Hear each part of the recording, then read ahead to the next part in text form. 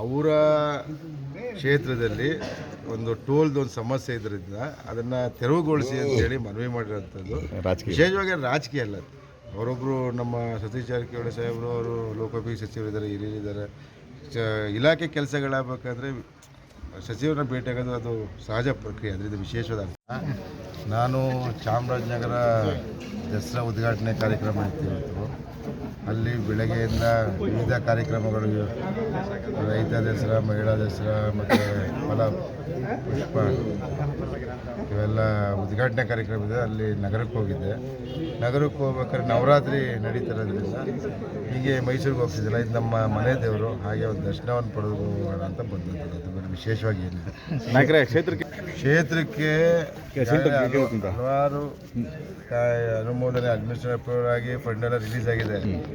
ಸಾಹೇಬರು ಈ ದಸರಾ ಬಿಸಿ ಇರೋದು, ಯಾಕಂದ್ರೆ ನಾನೇ ಬಂದು ಮಾಡ್ಬೋದು, ತಂದೆಯವರು ಬಂದಿಲ್ವಲ್ಲ ಅಂತ ಹೇಳಿ ನಾನೇ ಅದನ್ನ ಮುನ್ಸಿಪಾಲಿಟಿ ಬಿಲ್ಡಿಂಗ್, ವಾಟರ್ ಸಪ್ಲೈ ಎಲ್ಲ 22ನೇ ತಾರೀಕು ಮಾನ್ಯ ಮುಖ್ಯಮಂತ್ರಿಗಳು, ನಮ್ಮ ನಾಯಕರು ಸಿದ್ದರಾಮಯ್ಯ ಅಂಕಲ್ಲೇ ಬಂದು ಅದನ್ನ ಉದ್ಘಾಟನೆ ಮಾಡಿದ್ದೀರಾ. 22nd ಈಗ ಸುಮಾರು ನಮ್ಮ ತಂದೆಯವರೇ ಉಸ್ತುವಾರಿ ಇರೋದು. ಅದು ಕೇಂದ್ರ ಸರ್ಕಾರದೇನು, ರಾಜ್ಯ ಸರ್ಕಾರದೇನು ಮಾಡೋವಂಥದ್ದು ಕ್ರೀಡಾಂಗಣ. ಆಮೇಲೆ ಸ್ಟೇಡಿಯಂಗೆ ಜಾಗ ಹುಡುಕಿದ್ವಿ, ನಾನು ಮತ್ತು ಯತೀಂದ್ರ ಅವರು, ನಮ್ಮ ಯತೀಂದ್ರ MLC ಅವರು ಇಬ್ಬರು ಸೇರಿ ಒಂದು ಜಾಗ ಟೌನಲ್ಲೇ ಮಾಡಬೇಕು ಅಂತೇಳಿ ಹುಡುಕಿದ್ದೀವಿ. ಪ್ರೊಸೆಸಲ್ಲಿದೆ, ಬಟ್ ಬೇಕು. ಎಲ್ಲ ತಾಲೂಕಲ್ಲೂ ಒಂದು ಕ್ರೀಡಾಂಗಣ ಇದೆ, ನಮ್ಮ ತಾಲೂಕಲ್ಲಿ ಇಲ್ಲ.